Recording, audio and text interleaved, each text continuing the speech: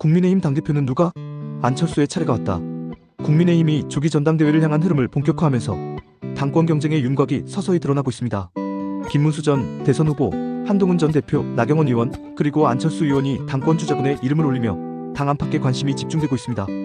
이번 전당대회는 단순한 리더십 교체가 아니라 대선 패배 이후 갈 길을 잃은 보수 진영이 어떤 방향으로 재정비될지를 결정짓는 분수령이 될 가능성이 큽니다. 국민의힘은 지난 대선에서 참담한 패배를 경험했습니다. 하지만 그 패배는 단순히 상대가 강해서가 아니라 내부의 준비 부족과 혼선, 무엇보다도 유권자에게 확신을 주지 못한 당의 무능에서 비롯된 것이었습니다. 그리고 그 결과 전과 오범이자 대장동, 백현동, 성남FC 등 다수의 중범죄 혐의로 재판을 받고 있는 이재명 후보가 대통령이 되는 전대미문의 일이 현실이 되었습니다. 이는 헌정사에 있어서 도덕성과 법치주의가 한꺼번에 무너진 대한민국 정치의 암울한 장면이었습니다. 대선 패배의 가장 큰 책임은 단연 김문수 후보에게 있습니다.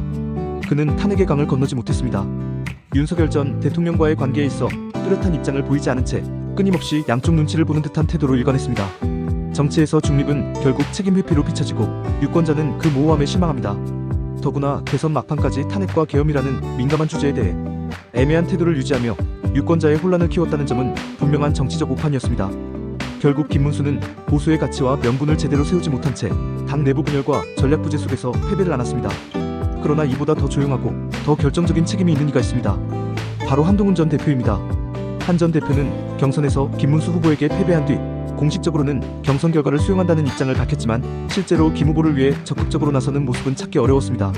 선거 막판까지도 지원 유세나 지지 선언은커녕 거리두기 전략을 취했고 그 침묵은 결과적으로 보수 진영의 분열을 방치하는 일이 되었습니다.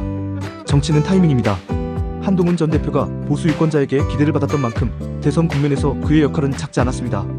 그러나 그는 스스로를 철저히 지운 채 선거를 외면했고 그 결과는 전과 오범 대통령이라는 정치의 역주행으로 돌아왔습니다. 침묵은 중립이 아닙니다. 침묵은 때때로 방조가 되고 그 방조는 무너진 정의와 상식의 책임으로 돌아옵니다. 그렇기에 지금 한 전 대표의 당권 도전 가능성에 대해서도 당 안팎에서는 신중론이 적지 않습니다. 이런 가운데 유일하게 당내외에서 재평가를 받고 있는 인물이 있습니다. 안철수 의원입니다. 그는 대선 경선에서 물러난 뒤 공동선대위원장으로서 김문수 후보의 선거운동에 충실히 참여했습니다. 묵묵히 뒷자리를 지키며 이렇다 할 정치적 노이즈도 만들지 않고 당원으로서의 본분에 충실했습니다. 특히 대선 출구조사 결과가 발표된 후 많은 정치인들이 자리를 떴을 때도 끝까지 개표 상황실에 남아 자리를 지킨 유일한 인물이었습니다. 그 책임감과 자세가 당원들에게 강한 인상을 남겼습니다. 안철수는 탄핵의 강을 확실히 건넌 인물이기도 합니다. 그는 헌재의 탄핵 인용 판결을 법치주의에 입각해 수용해야 한다는 입장을 일관되게 견지해왔습니다. 이는 보수 진영 내에서 법치와 헌정 질서에 대한 신뢰를 회복하는 데 결정적 요소입니다. 최근에는 대구를 시작으로 민심 투어에 나서며 당원들과 적극적으로 소통하는 모습도 보여주고 있습니다. 정치적 명분과 행동, 그리고 책임감이라는 세 요소를 동시에 보여주고 있는 몇 안 되는 정치인이 바로 안철수입니다. 당내 분위기도 점점 안철수에게 유리하게 돌아가고 있습니다. 최근 송원석 의원이 과반 이상 득표로 원내대표에 선출된 것은 아직까지 당내 친윤 기류가 유효함을 보여줍니다. 하지만 이 기류는 동시에 아직까지 한동훈 전 대표가 당권을 쥐기에는 무리가 있다는 해석으로 이어집니다. 한 전 대표는 여전히 당내 친윤계와는 일정한 거리를 두고 있고 김문수 후보와의 관계도 완전히 회복되지 않은 상태입니다. 그런 면에서 계파 간 갈등이 격화된 상황에서는 계파의 경계에 서 있는 안철수가 오히려 가장 안정적인 카드가 되는 것입니다. 안철수는 보수 정당 내부의 오랜 과제인 계파 통합에 있어 실질적인 해법이 될 수 있습니다. 특정 계파에 얽매이지 않는 비계파적 인물로서 중도층과 수도권 유권자에게도 일정한 수고력을 가지고 있으며 과거 대선에서의 헌신적 역할과 이번 대선 과정에서 보여준 성실함은 그를 당의 중심으로 올려놓기에 충분한 자산입니다. 물론 아직 공식 출마 선언은 없지만 당원들 사이에서는 한동훈은 부담스럽고 김문수는 신뢰가 어렵다, 결국 안철수밖에 없다는 목소리가 적지 않게 나오고 있습니다. 실제로 일부 중진 의원들 사이에서는 안 의원이 당대표가 되어야 당내 균형과 재정비가 가능하다는 공감대가 형성되고 있는 것으로 알려졌습니다. 이번 전당대회는 단순히 당직을 뽑는 절차적 행사가 아닙니다.